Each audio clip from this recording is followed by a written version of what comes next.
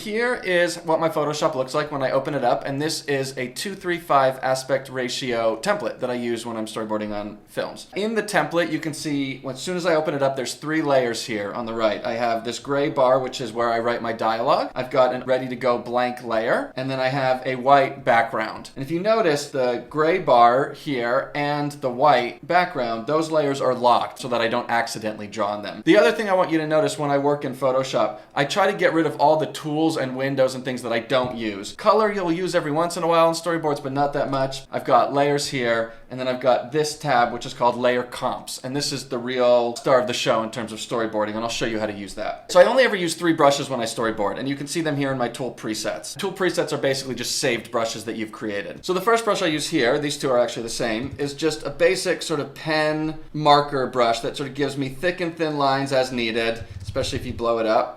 And I use this to draw my characters. I generally put my characters on one layer here. And then I have another brush, this Q stick down here, and this is essentially what I use to add a little bit of texture and shading to the drawings. Not much, but just a little bit, so that kind of pulls it off the background. So if I were to add a colored background, black, drop the opacity. The only other brush I use is this cell shading brush, and what that does is it essentially paints behind the lines on the layer that you've drawn on.